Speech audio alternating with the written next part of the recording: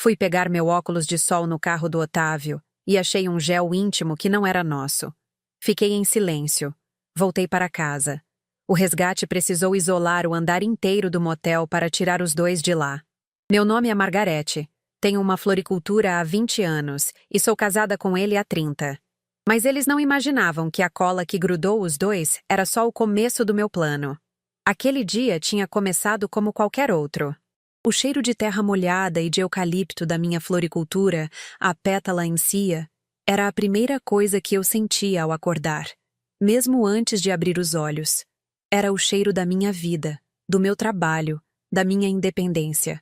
Otávio já estava na cozinha, com o café preto dele, forte, sem açúcar. Ele me deu um beijo na testa, um daqueles beijos automáticos, que não significam mais nada. Bom dia, meu bem. Não se mata de trabalhar hoje, hein? Lembra que a gente tem aquele jantar na casa do Silvio? Ele disse isso enquanto ajeitava a gravata, olhando o próprio reflexo na porta do micro-ondas. Para ele, meu trabalho era um passatempo, uma coisinha para me manter ocupada enquanto ele, o grande representante comercial, viajava e trazia o sustento para casa.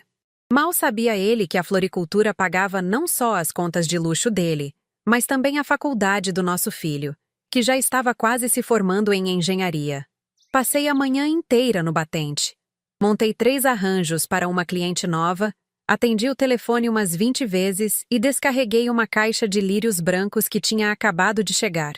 O sol estava forte e, na hora do almoço, decidi que ia comer a marmita ali na pracinha em frente à loja. Foi quando senti falta dos meus óculos de sol. Procurei na bolsa, na gaveta do caixa, no balcão. Nada. Lembrei que tinha usado no dia anterior, quando saí com Otávio. Devem ter ficado no carro dele. Ele tinha saído para uma reunião rápida ali perto e deixado o carro na vaga em frente à loja. Peguei a chave reserva na gaveta e fui até lá.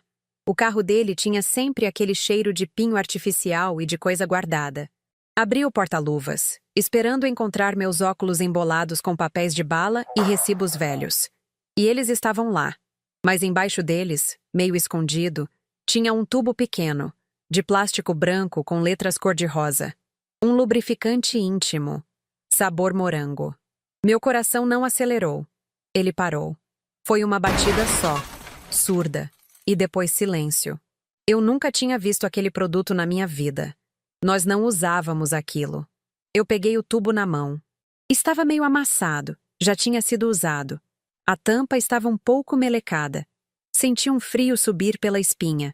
Um gelo que começou na ponta dos dedos e foi paralisando cada músculo do meu corpo. Fiquei ali, parada, com aquele tubo na mão, olhando para o painel do carro sem enxergar nada. O sol batia no para-brisa, mas eu sentia um frio de inverno. Se você já sentiu aquele gelo na boca do estômago por causa de alguém que dorme do seu lado, deixa um curtir aqui. Você vai entender o que eu senti naquele exato momento. Coloquei o tubo de volta exatamente onde estava, cobri com os meus óculos de sol e fechei o porta-luvas. O clique da trava soou como um tiro no silêncio da rua. Voltei para a floricultura, tranquei a porta e sentei no banquinho atrás do balcão. O cheiro das flores, que sempre me acalmou, de repente me deu enjoo. Minha primeira reação foi tentar me enganar. A gente sempre tenta, não é? A gente constrói umas historinhas na nossa cabeça para não ter que encarar a verdade. Deve ser de algum amigo dele, pensei. Alguém pegou carona e esqueceu aí. Mas que tipo de amigo esquece um lubrificante no carro do outro? E Otávio era ciumento até com o carro dele. Quase ninguém entrava ali além de mim e do nosso filho. Então talvez seja para ele mesmo. Por algum motivo médico? A desculpa era tão ridícula que até minha mente se recusou a acreditar nela. A verdade era um bicho feio, me encarando do outro lado do balcão. Ele tinha outra. E essa outra gostava de lubrificante sabor morango. Fiquei ali, sentada, tentando respirar. Cada buquê de flores ao meu redor parecia um enfeite de velório. As rosas vermelhas, que eu tinha acabado de limpar, pareciam sangrar. A confirmação não demorou a chegar. Lembrei que Otávio tinha deixado o tablet dele carregando na tomada de trás do balcão. Ele vivia esquecendo as coisas. Peguei o aparelho. A tela acendeu com uma notificação.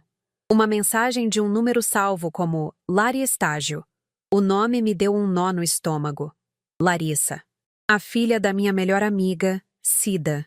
Uma menina que eu vi crescer, que eu ensinei a fazer os primeiros laços de fita aqui na loja, que eu indiquei para o Otávio para um estágio de verão no escritório dele. Ele vai ser como um pai para ela, Marga. Vai cuidar direitinho. A Cida me disse, toda feliz. A mensagem dizia: o cheirinho de morango ficou no meu cabelo, ansiosa para amanhã. E um emoji de diabinho no final. O ar sumiu dos meus pulmões. O tablet escorregou da minha mão e caiu no tapete emborrachado, sem fazer barulho. Eu me apoiei no balcão, as pernas tremendo. Eu não chorei. Era uma dor diferente, uma dor que secava a gente por dentro. Era a traição dele, misturada com a traição dela. Uma menina que me chamava de Tia Marga. A Cida, minha amiga de 35 anos, que me contava tudo, que confiava em mim. A imagem do rosto dela, sorrindo, me veio à cabeça, e foi como levar um soco. Eu me sentia suja, cúmplice de uma mentira nojenta sem nem saber. A vontade que deu foi de quebrar cada vaso daquela loja, de ligar para o Otávio e gritar até ficar sem voz, de mandar a foto da mensagem para Cida e explodir tudo de uma vez. Mas eu não fiz nada disso. Respirei fundo. 1, 2, 10 vezes. Peguei o tablet do chão e coloquei de volta na tomada. Fui até a pequena copa que tenho nos fundos da loja, lavei o rosto com água fria e me olhei no espelhinho empoeirado que fica pendurado na parede. A mulher que me encarava de volta tinha os olhos vermelhos, mas não de choro. Eram de outra coisa. Uma coisa fria e dura que estava nascendo ali, bem no fundo do meu peito. Confrontá-lo agora seria dar a ele o poder. Ele negaria, me chamaria de louca, de ciumenta. Ele se faria de vítima, como sempre fazia. E enquanto eu estivesse gritando, ele estaria ligando para o gerente do banco, transferindo dinheiro, escondendo bens. Eu conhecia o homem com quem eu era casada. O sorriso fácil escondia um homem calculista. Eu não ia dar a ele essa chance. Eu não ia fazer escândalo. Eu ia ficar em silêncio. Um silêncio que ia trabalhar por mim. Naquela noite, o jantar na casa do Silvio foi uma tortura. Otávio estava radiante, contando piadas, abraçando os amigos. Ele passou o braço pelos meus ombros e disse para todo mundo ouvir: "Essa aqui é minha rainha. 30 anos e ainda me aguenta." Todos riram. Eu sorri. Um sorriso que não chegava aos meus olhos. Ele encheu minha taça de vinho e sussurrou no meu ouvido: "Você tá tão quieta hoje, meu bem? Cansada?" Eu apenas balancei a cabeça. Só um pouco de dor de cabeça. Menti. E ele, satisfeito com a resposta, voltou para a rodinha de conversa. Cada gesto de carinho dele era como um tapa na minha cara. Cada vez que ele me chamava de meu amor, eu sentia o gosto amargo do lubrificante de morango na minha boca. Eu observei cada movimento dele, cada risada forçada, cada mentira contada com a maior naturalidade do mundo. E eu entendi que eu não estava casada com um homem. Eu estava casada com um personagem. E se era para atuar, eu também sabia. Voltei para casa. Tomei um banho longo, e enquanto a água quente caía nas minhas costas, o plano começou a se formar na minha cabeça. Não era um plano de raiva. Era um plano de negócios. Ele tinha quebrado um contrato, o nosso contrato de vida. E a multa seria alta. Muito alta. Deitei na cama e ele já estava roncando. Fiquei olhando para o teto, para as sombras que o abajur fazia na parede. Ele dormia o sono dos justos, tranquilo, sem a menor ideia de que a mulher deitada ao lado dele tinha acabado de declarar guerra. E nessa guerra, eu não ia fazer prisioneiros. Meu primeiro passo foi ligar para o meu sobrinho, Léo. Ele sempre foi meu xodó. Um menino que eu praticamente ajudei a criar enquanto minha irmã se desdobrava em 2 empregos. Hoje, com 25 anos, ele era um bicho grilo de tecnologia, desses que entendem de computador como eu entendo de orquídea. Ele chegou na floricultura no dia seguinte, com aquele jeito meio desengonçado de quem passou a noite acordado na frente de uma tela. Sentou na mesinha dos fundos, onde eu tomo meu café, e me olhou com a preocupação que só quem te ama de verdade consegue mostrar. "Tia, você tá com uma cara..." Aconteceu alguma coisa? É o tio Otávio? A pergunta dele foi como uma faca. Eu respirei fundo. O cheiro de terra molhada e jasmim me acalmou por um segundo. Decidi ser direta. Não tinha tempo para rodeios. Contei tudo, sem chorar. Mostrei a foto que tirei do frasco no porta-luvas. Falei o nome da Larissa. Vi o queixo do Léo cair e os olhos dele se encherem de uma raiva que espelhava a minha. Ele não disse, calma, tia, ou, você tem certeza? Ele só fechou a mão em punho e perguntou, o que você precisa que eu faça? Ali, eu soube que tinha um soldado. Expliquei que confronto não adiantava. Otávio era mestre em virar o jogo, em me fazer sentir culpada, louca. Eu precisava de provas, coisas concretas que não dessem margem para interpretação. Preciso saber onde ele vai, Léo, com quem ele fala, e preciso que seja invisível. Ele entendeu na hora. No dia seguinte, voltou com uma caixinha preta, menor que uma caixa de fósforos. Rastreador GPS, tia. A bateria dura 1 mês. É só colocar embaixo do carro, tem um ímã forte. Você consegue ver tudo pelo aplicativo no seu celular. Ele me mostrou como funcionava. A bolinha azul se movendo num mapa. Depois, tirou do bolso algo que parecia um botão de camisa. Isso aqui é mais complicado. É uma escuta. Pega o som ambiente num raio de 5 metros. A gente pode colocar dentro do carro também, mas a bateria dura menos e você precisa recuperar para carregar e baixar o áudio. Meu estômago gelou. Espionar meu próprio marido. Parecia coisa de filme, de novela das 9. Mas a mulher que eu era na semana passada, a que confiava e achava isso um absurdo, tinha morrido. No lugar dela, nasceu uma estrategista. Eu consigo, respondi, pegando os aparelhos com a firmeza de quem pega uma tesoura de poda. Naquela mesma noite, enquanto Otávio tomava um banho demorado, cantarolando como se o mundo fosse um paraíso, eu desci para a garagem. O coração batia na garganta. Com as mãos tremendo, me ajoelhei no chão frio de cimento e prendi o rastreador na lataria, bem no fundo, onde ninguém olharia. O clique do ímã foi o som mais alto que já ouvi na vida. A escuta eu colei com fita dupla face debaixo do banco do passageiro. Voltei para dentro de casa ofegante, sentindo o suor escorrer pelas minhas costas. Quando Otávio saiu do banheiro, de toalha, sorrindo, eu estava sentada na cama, lendo uma revista de decoração. Tudo bem, meu amor? Ele perguntou. Tudo ótimo, respondi, virando a página. Os primeiros dias foram uma tortura. A bolinha azul no mapa do meu celular se tornou minha obsessão. Eu via o trajeto dele para o escritório, para o banco, para a casa de clientes. Tudo normal. Comecei a achar que talvez eu estivesse mesmo ficando louca. Que talvez o tal frasco fosse um presente para algum amigo, uma piada de mau gosto. A esperança é uma erva daninha. Ela insiste em brotar até no solo mais envenenado. Mas na quinta-feira, a bolinha azul desviou da rota. Em vez de ir para casa depois do expediente, ela parou num endereço na beira da rodovia. Um motel. Fiquei olhando para a tela. O nome, Motel 7 Desejos, piscando em letras vermelhas no mapa. Meu peito se apertou tanto que o ar não entrava. Ele ficou lá por 2 horas e 17 minutos. Eu contei cada segundo, sentada na minha poltrona, enquanto o cheiro do jantar que eu tinha preparado para ele esfriava na cozinha. Quando ele chegou, veio com um sorriso cansado. Nossa, que reunião demorada com o cliente novo. Tô morto. O que tem para comer? Ele me deu um beijo na testa. Um beijo frio, protocolar. Eu servi o prato dele em silêncio, minhas mãos funcionando no automático. Enquanto ele comia e falava de negócios, eu só conseguia pensar no cheiro de morango sintético e no nome do motel piscando no meu celular. A traição já não era uma suspeita. Era um fato, com endereço e tempo de duração. No dia seguinte, criei coragem para pegar a escuta. Inventei que precisava usar o carro dele para levar umas orquídeas mais altas para uma cliente, e que o meu estava com o pneu baixo.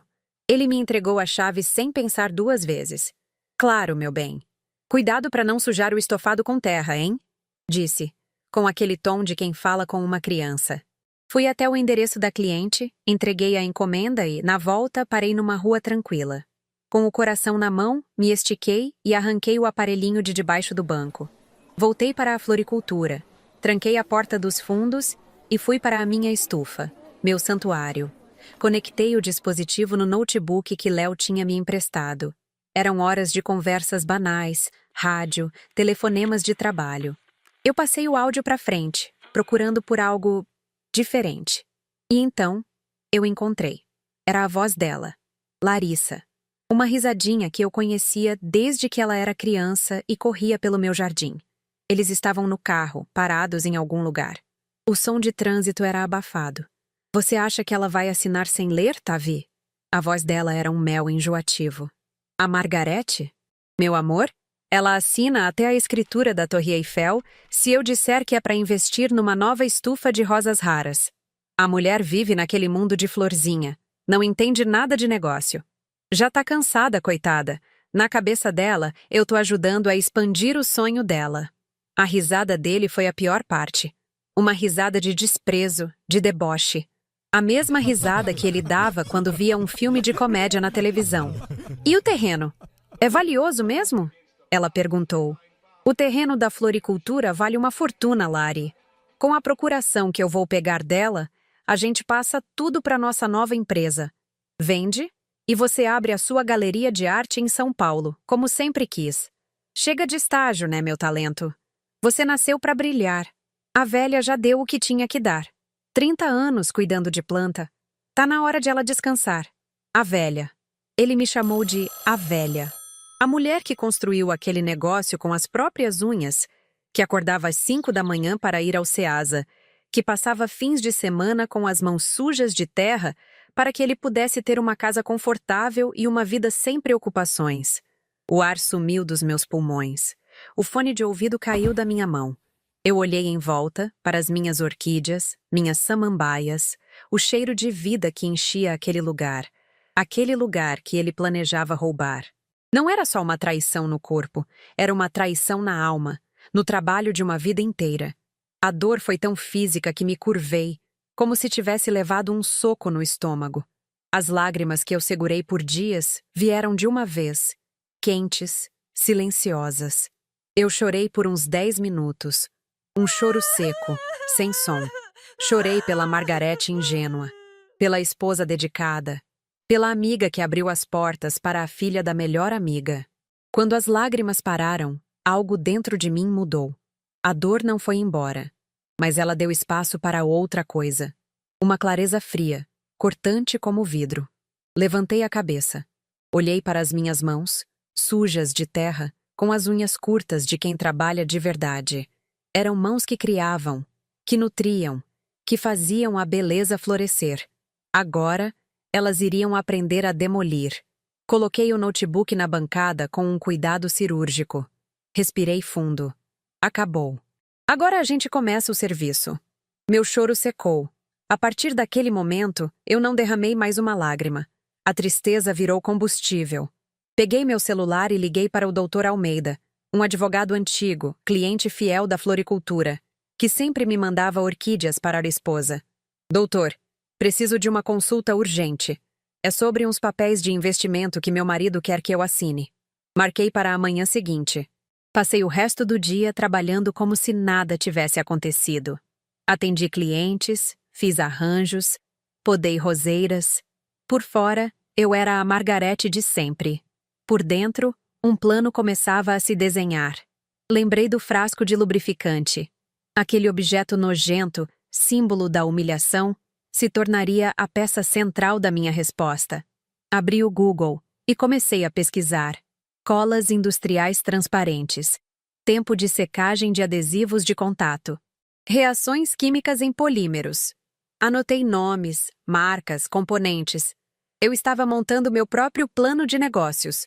A multa pela quebra do nosso contrato de 30 anos seria altíssima, e eles iriam pagar.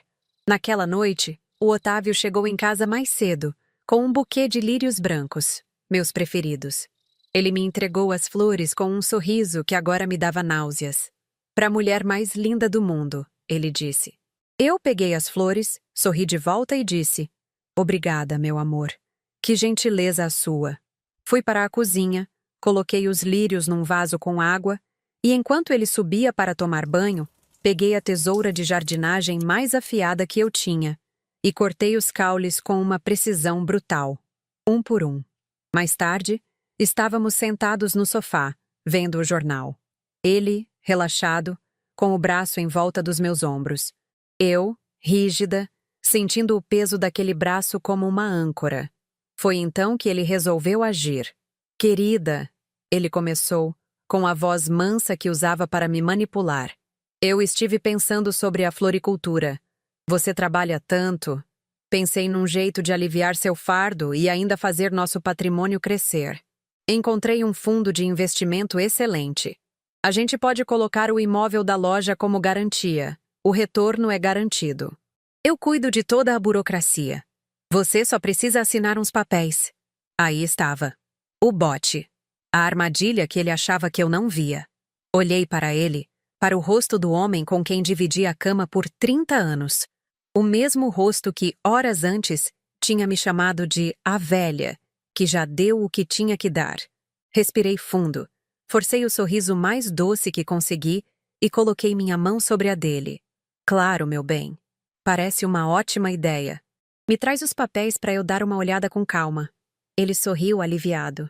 O sorriso de um predador que vê a presa caminhar direto para a armadilha. Ele só não sabia que a presa, agora, era ele. A papelada que Otávio me entregou tinha o cheiro de vitória. A vitória dele, claro. O papel era grosso, de qualidade, e o texto vinha numa fonte elegante, cheia de termos que ele sabia que eu não entenderia. Cláusula de usufruto, integralização de capital, pessoa jurídica distinta. Ele me explicou tudo com a paciência de um professor falando com uma criança de 5 anos, a mão dele no meu ombro, o tom de voz baixo e condescendente. É só para proteger nosso patrimônio, meu bem.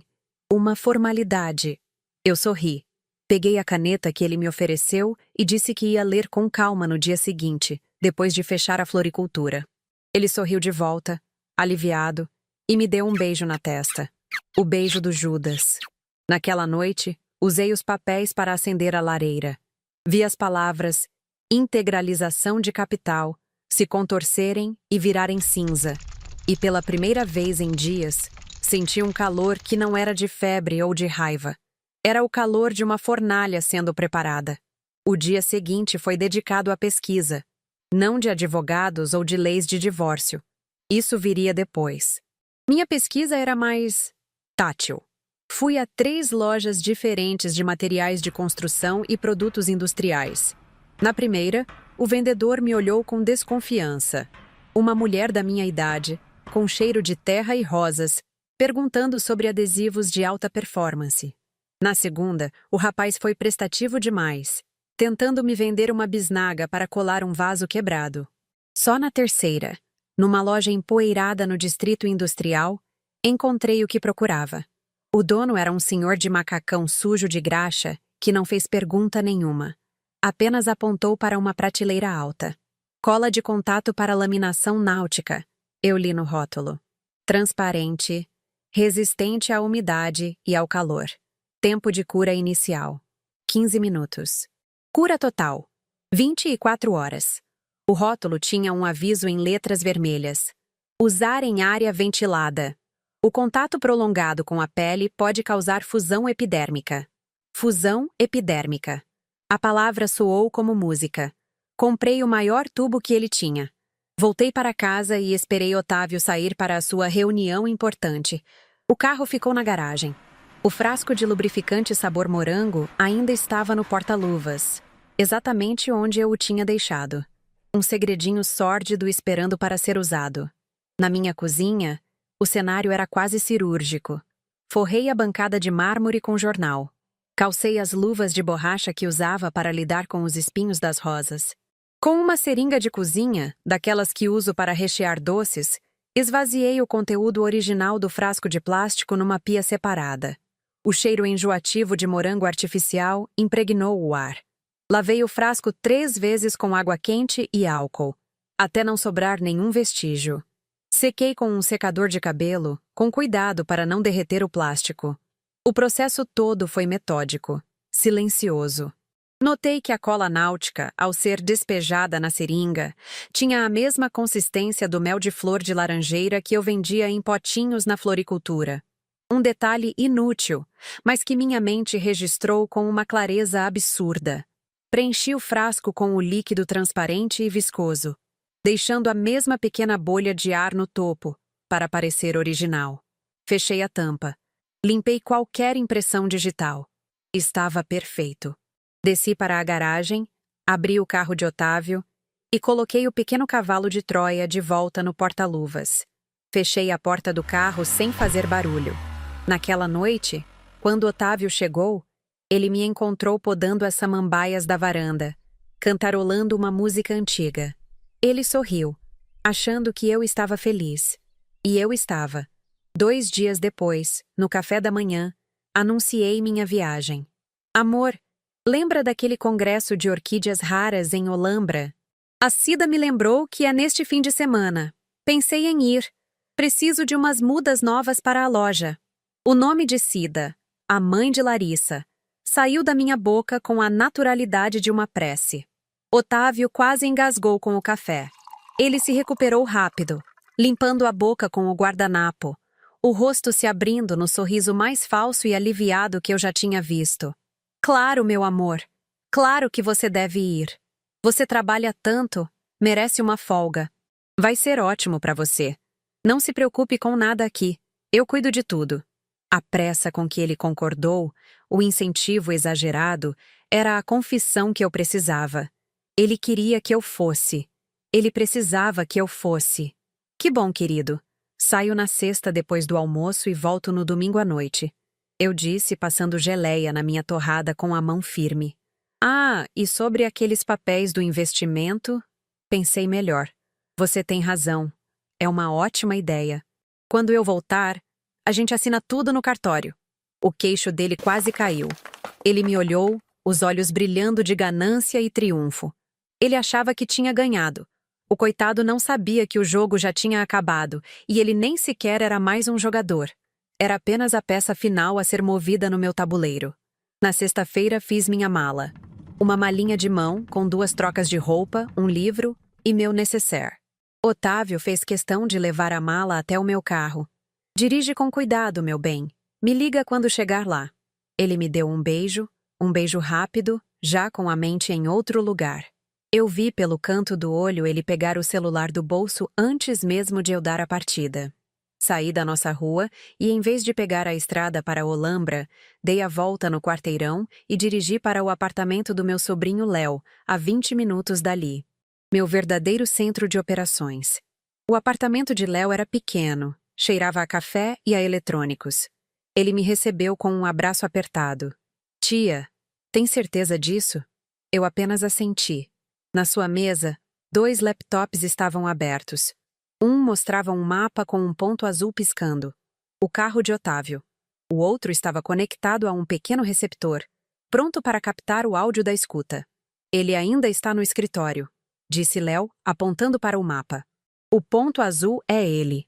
Eu me sentei na cadeira que ele me ofereceu, tirei um termo da minha bolsa e comecei a ler o livro que tinha trazido. Léo me olhou, espantado. A senhora vai ler? Eu sorri. A espera faz parte do processo, meu querido. Paciência é a virtude de todo bom jardineiro. Por 2 horas, o ponto azul não se moveu. Eu li 12 páginas do meu livro. Léo roeu todas as unhas da mão esquerda. Às 7h15 da noite, o ponto começou a se mover. Léo se inclinou sobre a tela. Ele está saindo. Pegou a avenida principal. Eu marquei a página do meu livro e fechei. O chá de camomila que Léo tinha preparado para mim estava na temperatura perfeita. Tomei um gole lento, sentindo o calor descer pela garganta. O ponto azul se movia com propósito, sem desvios. Não foi para casa, não foi para um restaurante. Foi direto para a Zona Sul, para uma rua discreta que eu já conhecia do rastreamento anterior. Ele parou, disse Léo, a voz tensa. Em frente ao motel Oasis. Eu tomei outro gole de chá. Ligue o áudio, por favor. A voz de Larissa encheu o pequeno apartamento, misturada com o som de uma música pop de rádio. E a curadora disse que meu trabalho tem um potencial imenso. Só preciso de um espaço de verdade. Com esse dinheiro do terreno da sua esposa, eu vou montar a maior galeria da cidade. A voz de Otávio era um poço de arrogância. Da nossa galeria, princesa. A velha assina os papéis assim que voltar de viagem. Ela engoliu a história do investimento direitinho. Eu te disse que ela era fácil de enrolar. Ouvi o som de um beijo estalado, seguido da risada dela. Léo me olhou, o rosto contorcido de raiva por mim. Eu apenas fiz um sinal para que ele continuasse escutando. Ouvimos o som do carro sendo estacionado, as portas se abrindo e fechando. O áudio ficou abafado por um instante, depois voltou claro, agora com a acústica de um quarto fechado. Pedi a suíte com hidro, meu poderoso, disse Larissa. A gente merece comemorar. Houve um silêncio, seguido pelo som inconfundível do zíper do porta-luvas se abrindo. Meu coração deu um único pulo forte. Trouxe aquele presentinho novo que eu comprei pra gente, disse Otávio, a voz cheia de segundas intenções. Um sabor novo. Você vai adorar. Ouvi o clique da tampa do frasco se abrindo. Um momento de silêncio. E então, a voz de Larissa, um pouco hesitante. Amor? Que cheiro forte. Parece, sei lá, tinta? A resposta de Otávio foi rápida, impaciente. É importado, querida. A fórmula é mais concentrada. Deixa de frescura. Seguiu-se um ruído de algo sendo aplicado, e depois um suspiro que não era de prazer. Era de surpresa. Nossa, Otávio, tá meio grudento. A voz dele soava confusa. É assim mesmo no começo, ele esquenta e depois desliza. Léo olhava para mim, os olhos arregalados. Eu continuei a beber meu chá, imóvel. E então, o primeiro grito. Não foi alto. Foi um grito abafado, de dor e pânico. Ai! Otávio, tá queimando! Tá me queimando! Tenta tirar a mão! A voz de Otávio agora era puro pânico. Eu não consigo! Calma! Tá preso! Meu Deus, o que é isso? Tá colado! Tá colado! Os gritos se transformaram em berros desesperados, uma sinfonia caótica de dor e incompreensão. Eles tentavam se separar. E a cada tentativa, os gritos ficavam mais agudos. Ouvi o som de coisas caindo no chão. A voz de Larissa histérica, chorando, acusando. O que você fez? O que você passou em mim? Léo desligou o som, o rosto pálido. Tia, eles... Eu coloquei a xícara vazia no pires com um estalo suave. Eles fizeram as escolhas deles, Léo. Fiquei em silêncio por um instante, ouvindo o eco dos gritos na minha mente. Não senti prazer, não senti ódio. Senti apenas o peso de uma balança finalmente se equilibrando. E então, por cima do zumbido do computador, ouvi o som que eu estava esperando, vindo pelos fones de ouvido que Léo ainda usava. O som insistente e eletrônico do interfone do quarto do motel tocando sem parar. A recepção estava começando a se preocupar com o barulho. O espetáculo estava prestes a ter uma plateia. A voz aguda de Larissa, distorcida pelo pânico e pela qualidade ruim da escuta, era um guincho de animal preso em armadilha. Tira! Tira isso de mim! Tá queimando, Otávio! Tá queimando! A dele era um rosnado baixo, uma mistura de dor e fúria impotente. Calma, inferno! Para de se mexer! Você tá piorando tudo! E ao fundo, o som insistente do interfone. Um zumbido eletrônico que parecia a trilha sonora do apocalipse deles. Eu e Léo nos olhamos. Ele tinha o rosto pálido, os olhos arregalados. Eu apenas ajeitei o fone no meu ouvido, como quem sintoniza uma estação de rádio favorita. O espetáculo estava no primeiro ato. Eles vão chamar a polícia, tia? Léo sussurrou, a mão dele tremendo um pouco sobre o laptop. Polícia não, eu disse, com a tranquilidade de quem pede um café. Vão chamar a gerência. E a gerência, sem saber o que fazer, vai chamar uma ambulância. Pessoas gritando de dor num quarto de motel? É o protocolo! O interfone parou de tocar. Houve um silêncio tenso, quebrado apenas pelos gemidos abafados deles. E então, batidas na porta. Fortes. Senhor! Senhora! Tá tudo bem aí dentro? Precisamos que abram a porta! Era uma voz masculina, firme, mas com um fundo de nervosismo. Era o gerente. Otávio tentou responder, mas sua voz saiu como um engasgo. Nós estamos bem. Foi só um acidente. Já vamos sair. Mentira. Eles não iam a lugar nenhum. As batidas ficaram mais insistentes. Senhor, se não abrirem a porta, serei obrigado a usar a chave mestra e chamar as autoridades. Os outros hóspedes estão reclamando. Pude ouvir o som de outras portas se abrindo no corredor. Vozes curiosas. O coro estava se formando. Que gritaria é essa, Valdir? Perguntou uma mulher. Parece briga de casal, dona Neide. Mas das feias. A plateia estava se acomodando na primeira fila. Pela escuta, ouvi o som da chave mestra tentando girar na fechadura. Mas algo a bloqueava. A corrente de segurança. Otávio, sempre tão cuidadoso com sua privacidade. A ironia era deliciosa. Não vai dar. A porta tá travada por dentro. Vou ter que chamar os bombeiros para arrombar. O gerente gritou, mais para os curiosos do corredor do que para os ocupantes do quarto. O celular de Léo vibrou na mesa. Ele olhou para a tela e depois para mim, os olhos do tamanho de pires. Tia, é o Rafa. Rafael, meu outro sobrinho, o irmão mais velho de Léo, e paramédico do SAMU. O universo, às vezes, tem um senso de humor mais afiado que o meu.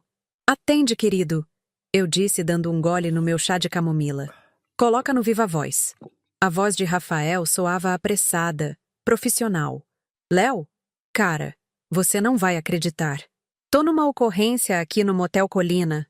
Um casal com uma emergência bizarra. A moça parece a Larissa. Houve uma pausa. Léo engoliu em seco. A nossa Larissa? Não tenho certeza. O chamado foi confuso. Mas a descrição bate. E o cara que tá com ela... O gerente disse que o carro na garagem é um sedã preto, placa final 45. Não é o carro do tio Otávio? Léo olhou para mim, esperando uma reação.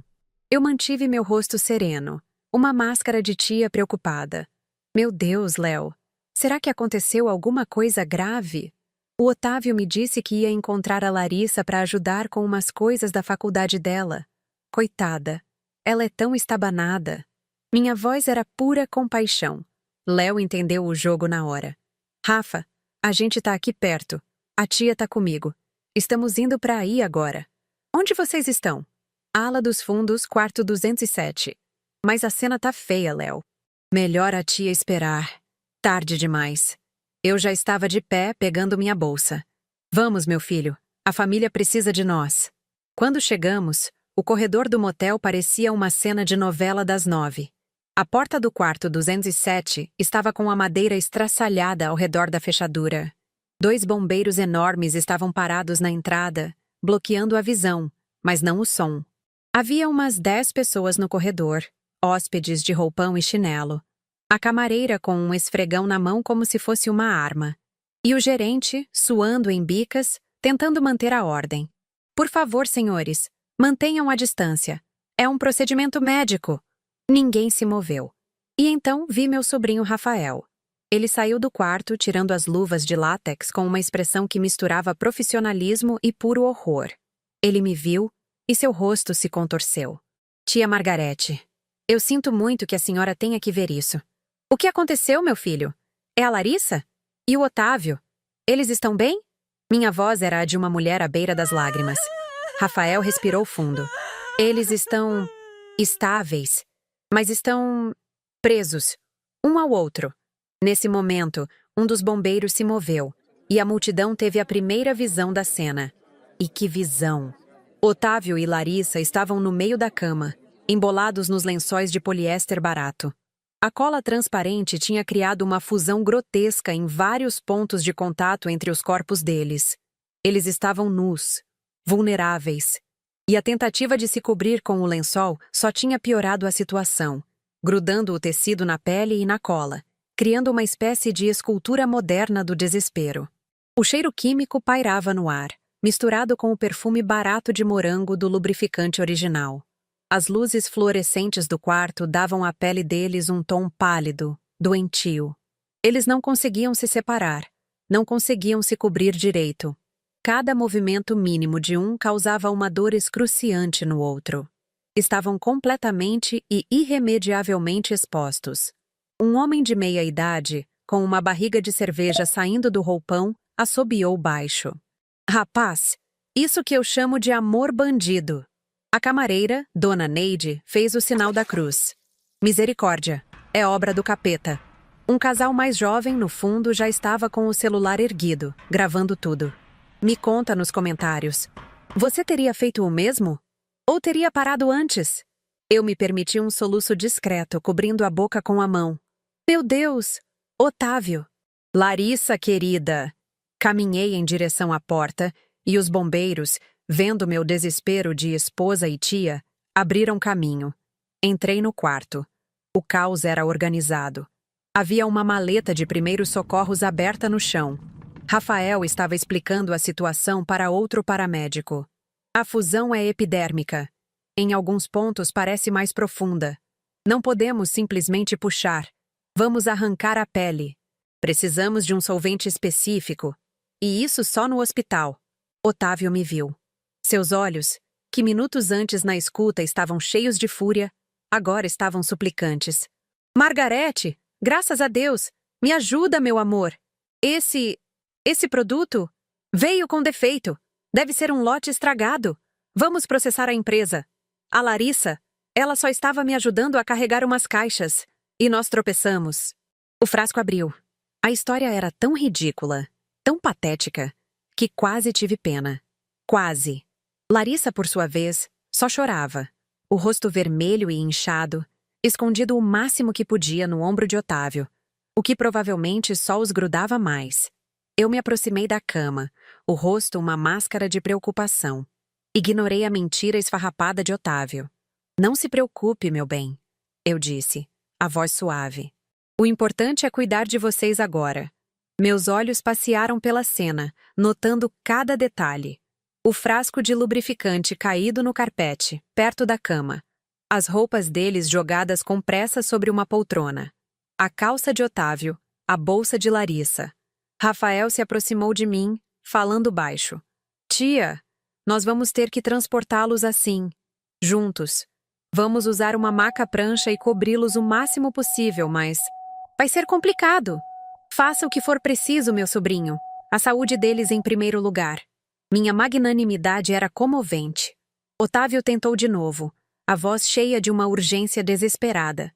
Margarete, liga para o nosso advogado. Isso é um desastre. Minha reputação, a reputação da menina. Ele olhou para Larissa, que soluçou mais alto. A culpa é desse gel maldito. Comprei na farmácia da esquina. Ele estava tentando construir a narrativa dele, a do consumidor inocente e vítima de um produto defeituoso. Mas ninguém no corredor estava comprando aquela história. As câmeras dos celulares continuavam firmes, capturando cada ângulo daquela tragédia cômica. Os bombeiros trouxeram a maca. O processo de movê-los da cama para a prancha foi uma operação de guerra. Cada mínimo ajuste era um concerto de gemidos e gritos. Eles tiveram que cortá-los do lençol com uma tesoura, deixando pedaços de tecido grudados na pele como band-aids do inferno. Finalmente, conseguiram colocá-los na maca, uma massa única de membros e pânico. Cobriram o corpo deles com um lençol térmico, aquela manta prateada que faz parecer que estão embrulhando um frango para assar. Mas não havia como esconder a forma de dois corpos fundidos ali embaixo. Era impossível disfarçar. Enquanto a maca começava a se mover para fora do quarto, passando pelo corredor de curiosos, eu agi. Com a atenção de todos voltada para o espetáculo principal, caminhei calmamente até a poltrona onde as roupas estavam. Peguei a calça de Otávio. Do bolso de trás, retirei sua carteira de couro, grossa e pesada. Coloquei-a dentro da minha bolsa, com um movimento fluido e natural, como se estivesse guardando minhas próprias coisas. Ninguém viu. Ninguém notou. A guerra tinha muitas frentes, e a batalha financeira estava apenas começando. No hospital, o cheiro de desinfetante tentava, sem sucesso, apagar o cheiro de desespero. Eu e Léo chegamos como se fôssemos parte de um velório. Eu com o rosto sério de viúva, ele com a postura de sobrinho que ampara a tia em luto. Ninguém desconfiaria. A recepcionista, uma moça com olheiras de quem já viu de tudo, Nos indicou o quarto 308, na ala particular, depois que eu disse o nome completo de Otávio, com a voz embargada na medida certa. Ele é meu marido, eu disse, e a palavra soou como uma casca vazia. Subimos em silêncio. Léo apertou meu braço. Tia, tem certeza? Eu só assenti. A certeza era a única coisa que me restava. Na porta do quarto, um enfermeiro nos barrou. Só um momento, senhora. Estamos aguardando o material especial chegar da farmácia central. O dermatologista já está a caminho para aplicar. Eu forcei uma expressão de angústia. Material especial? Pelo amor de Deus, o que aconteceu com ele? O rapaz, com pena de mim, explicou em voz baixa. Uma reação alérgica gravíssima, senhora. A pele dele fundiu com a da outra paciente. Nunca vi nada igual. Precisamos de um solvente químico específico para separar os dois sem precisar de cirurgia. Eu cobri a boca com a mão, atuando o meu melhor papel de esposa chocada. Por dentro, eu sorria. O roteiro estava sendo seguido à risca. Enquanto o enfermeiro era chamado por um colega no corredor, eu vi, em um carrinho de inox ao lado da porta, uma bandeja preparada. Nela, um pote de vidro escuro, com um rótulo de farmácia de manipulação, e um par de luvas cirúrgicas. Era o solvente, a salvação deles. Minha bolsa, que eu carregava a tiracolo, pesava um pouco mais que o normal. Nela, um pote de vidro idêntico, que eu havia comprado na mesma farmácia, mas cheio de mel de flor de laranjeira, escuro e espesso, que eu mesma vendia na floricultura. Era o mel mais puro, o mais pegajoso. O enfermeiro se distraiu por 10 segundos. Foram suficientes. Com a agilidade de quem monta um arranjo delicado, minhas mãos fizeram a troca. O pote de solvente entrou na minha bolsa e o pote de mel tomou seu lugar na bandeja de inox. Ninguém viu. Léo piscou, de queixo caído, mas não disse uma palavra. Ele sabia que eu estava no comando. Minutos depois, um médico de jaleco branco e ar cansado chegou. Sou o Dr. Renato, o dermatologista de plantão. Ele me olhou com compaixão. Senhora, pode entrar, mas peço que mantenha a calma. A cena não é comum. Eu entrei. E lá estavam eles, cobertos por um lençol fino, mas a posição dos corpos não deixava dúvida. Estavam colados do quadril para baixo, uma escultura grotesca de traição. Larissa chorava baixinho. Otávio, ao me ver, arregalou os olhos. Margarete! Graças a Deus! Me tira daqui! Essa louca! Ele tentou apontar para Larissa, mas o movimento era restrito e doloroso. O médico pegou o pote da bandeja. Vamos resolver isso agora. Ele calçou as luvas, abriu o vidro e um cheiro adocicado, floral, encheu o quarto. Otávio franziu o nariz. Que cheiro é esse? O médico, sem prestar atenção, mergulhou uma espátula no pote e começou a aplicar a substância dourada e viscosa na junção dos corpos deles. O mel escorria lentamente pela pele. A reação de Otávio foi imediata. Mas o que é isso? Tá grudando mais. Tá melado. Isso é mel.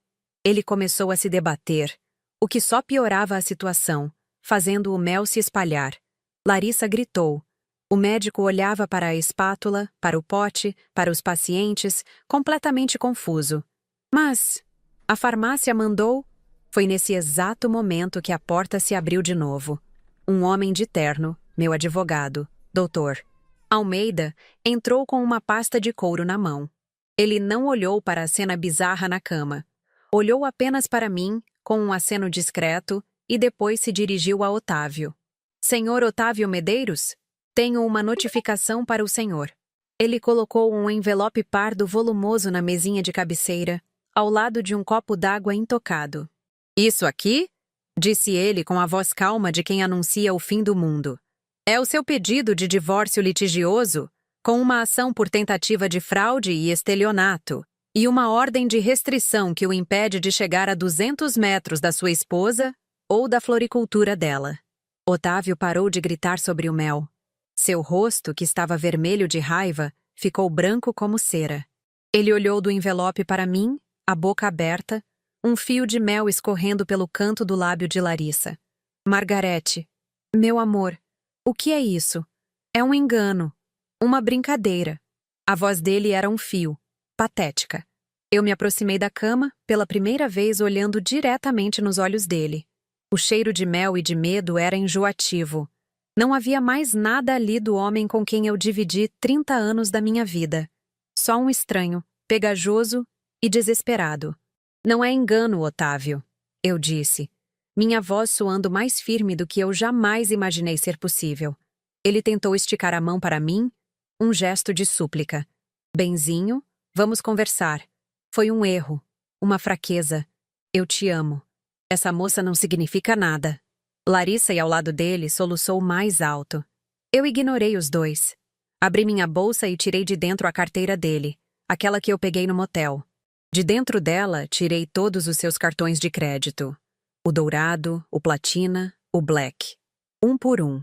Depois, tirei da mesma bolsa uma tesoura de jardinagem, daquelas de podar rosas. Pequena, afiada, precisa. Acho que você não vai precisar mais disso. Eu falei, e na frente dos olhos arregalados dele, cortei cada um dos cartões ao meio. O som do plástico se partindo foi a música mais bonita que eu ouvi em meses. O que você está fazendo? Você enlouqueceu? Ele gritou, a voz subindo uma oitava. Margarete! Eu guardei os pedaços de plástico na bolsa. Eram meus troféus. Louca eu era quando acreditava em você. Respondi, sem alterar o tom. Quando dedicava minha vida a regar um jardim que você estava envenenando pelas costas. Ele continuou a implorar, a prometer, a jurar que ia mudar. Palavras vazias que o vento levaria. Eu me virei para sair. Na porta, parei e olhei para ele uma última vez, coberto de mel. Grudado na consequência dos seus atos. Sabe, Otávio, eu disse, e um pequeno sorriso talvez tenha escapado dos meus lábios. Os lírios brancos que você me trouxe semana passada estavam velhos. As pétalas já estavam amareladas nas pontas. Depois de 30 anos, você nunca aprendeu a escolher uma flor que presta. Com isso, eu dei as costas. Não para o meu marido, mas para o personagem que ele representava. Ao sair do quarto, fechei a porta atrás de mim, abafando os gritos e o choro. Léo estava me esperando no corredor, com um copo de água na mão. Ele não perguntou nada, apenas me entregou o copo. A água estava gelada. O corredor do hospital era longo e branco, iluminado por luzes frias que faziam tudo parecer mais nítido, mais real. Cada passo que eu dava para longe daquele quarto era um passo em direção a mim mesma. O som dos meus sapatos no piso polido era firme, constante. Era o som de alguém que sabe para onde está indo. Não olhei para trás. Nem uma vez. O ar do lado de fora do hospital, mesmo sendo o ar poluído da cidade, pareceu o mais puro que eu já havia respirado. Era noite. As luzes dos carros passavam na rua, cada uma indo para um destino diferente. Léo abriu a porta do carro para mim. Quando me sentei no banco do passageiro, senti o peso de 30 anos sair dos meus ombros.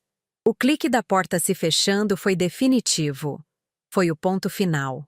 Léo ligou o rádio e uma música qualquer começou a tocar.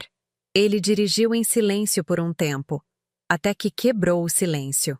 E agora, tia? Eu olhei pela janela para a cidade passando. Agora, Léo, eu disse. Agora eu vou cuidar das minhas flores. 3 meses depois, a floricultura estava diferente. Eu pintei a fachada de um verde sálvia, troquei o letreiro antigo por um novo, com o meu nome. Flores da Margarete. Dentro, eu reorganizei tudo. Criei um canto de café com 2 mesinhas e um balcão onde eu servia bolo de fubá e café coado na hora. O cheiro de café se misturava ao cheiro das flores. E era um perfume de recomeço. Léo me ajudou a montar um site e agora eu recebia encomendas online. Ele passava as tardes ali, depois da faculdade, cuidando da parte de tecnologia e comendo metade do bolo que eu fazia. A loja nunca esteve tão cheia. As pessoas vinham não só pelas flores, mas pela conversa, pelo ambiente. Cida, a mãe de Larissa, apareceu uma vez. Entrou de cabeça baixa, o rosto marcado pela vergonha. Pediu desculpas, gaguejou, disse que não sabia de nada. Eu a servi uma xícara de café, em silêncio. Eu sinto muito, Cida, eu disse. E eu sentia mesmo. Sentia pela nossa amizade, que havia morrido. Mas algumas flores, depois que a gente corta, não dá para colocar de volta no vaso. Elas não pegam mais. Ela entendeu. Foi embora e nunca mais voltou. Quanto a Otávio e Larissa, eu soube pelos jornais locais que o processo de separação deles no hospital demorou quase 18 horas e exigiu uma equipe de 3 médicos. Soube também que Otávio, sem dinheiro e com a reputação em frangalhos, foi morar de favor na casa de um primo. Larissa voltou para a casa dos pais. O problema não era mais meu. Hoje de manhã, cheguei à floricultura antes do sol nascer. É o meu momento preferido do dia, quando a cidade ainda está quieta, e a única coisa que se ouve é o som da água do meu regador. O ar estava fresco. Eu caminhava entre os vasos, tocando as folhas, sentindo a terra úmida nos dedos. A vida pulsava ali, em cada broto, em cada pétala se abrindo. Se você conhece alguém que precisava ouvir que dá para podar os galhos secos e florescer de novo, com ainda mais força, manda essa história para ela. Enquanto eu preparava um buquê de rosas vermelhas para a primeira encomenda do dia, um espinho me furou o dedo. Uma gotinha de sangue, vermelha e viva, brotou na minha pele. Não doeu. Eu levei o dedo à boca e senti o gosto de ferro na língua. Era o gosto de estar viva. E pela primeira vez em 30 anos, o jardim era só meu.